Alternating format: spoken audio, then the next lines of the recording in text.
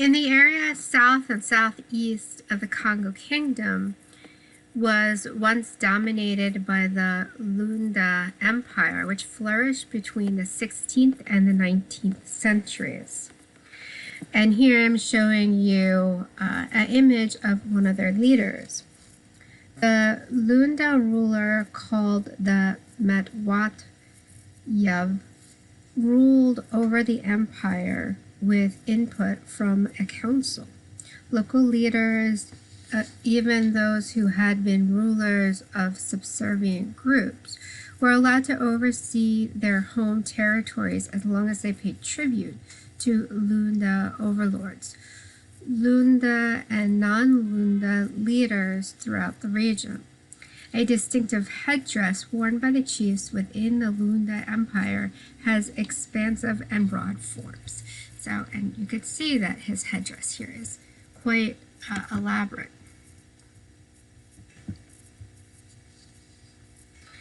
This royal headgear has had an obvious influence upon the regalia of the Chkowi and upon other groups once under Lunda authority, as can be seen in their figures of royal personages shown here. So you could see this very elaborate headdress that he is wearing, and just like one of the first images I showed you with the scepter, we can see that this is a king and he's holding various sacred objects here. So let's talk about this just a tiny bit more. The Chokwe lived under Lunda security, but during the mid-19th century, in response to changing economic conditions, they expanded their territory, eventually populating the regions of Southern Democratic Republic of Congo, the northeastern Angola, and some spread into Zimbabwe. So this is, as I had said before, one of the chiefs. This is a Chokwe chief, and as the group, the influence and wealth increased, the art associated with chiefdom blossomed, and the local people had a long tradition of wood carving and producing utilitarian objects such as, I'll show you next, a stool and other things, and also luxury luxury goods. So here we see, as I had said before, the chief or the king, and in his right hand he supports a staff used for holding a sack of powerful substances, and in his left he carries a medicine horn filled of substances that assisted the hunter, alluding to the role of the supernatural in hunting. So here is one of these stools I was just talking about, and the hourglass-shaped stools were seats of authority for ancient Chokwe and Lunda chiefs.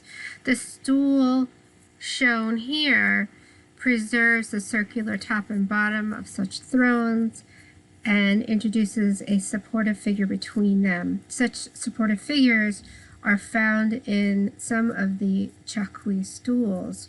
While some supporting Chokwe figures are depicted in a standing pose, most are, as here, a female sitting with her legs bent and hands on her head, a pose of mourning and lamentation. European brass tacks cover the top and surround the base of the stool.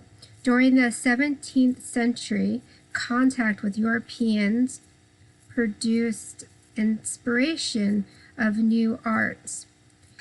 The chair or throne, made of separate pieces of wood joined together rather than carved from a single block, developed from a type of Portuguese chair with leather seats and backrest.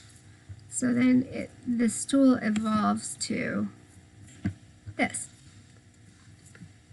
So we see here definitely the influence of the Portuguese, because this looks more like a chair that we would find in a European home or in an American home. So what I'm showing you here is the Chihango mask. So you can see that it has gaunt features, sunken cheeks, and a jutting beard. And it's supposed to be an elder person. The Chihango was formerly worn only by a chief or by one of his sons as they traveled through the territory and tribal areas that they controlled. Folklore suggests that Chihango has noble status, and this may be reinforced to some extent by the fact that the mask is worn with the elaborate headdress of an aristocratic chief. A net costume and broad, fine dance skirts complemented the masquerade.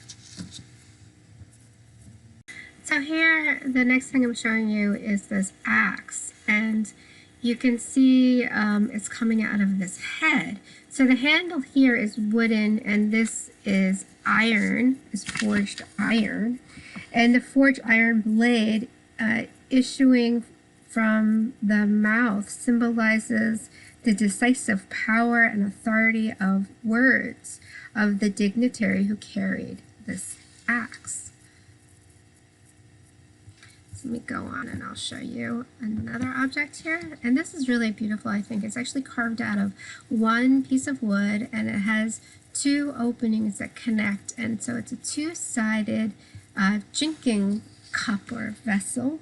And it's another prestigious object connected with the leadership, in this case, among the Suku.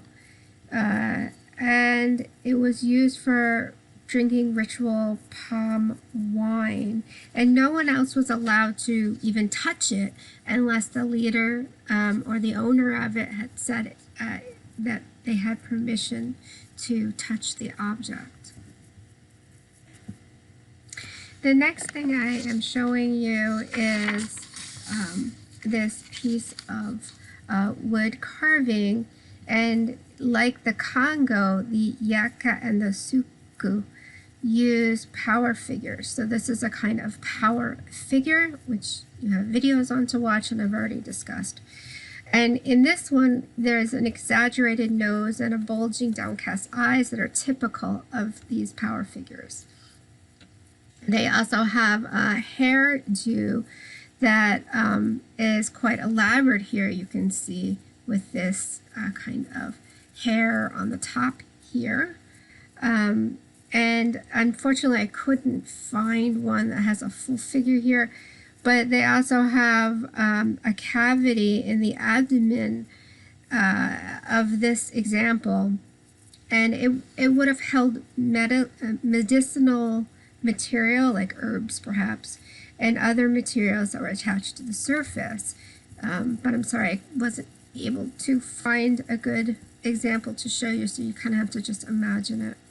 And a figure without such added materials would have no purpose and therefore have no meaning to the Yaka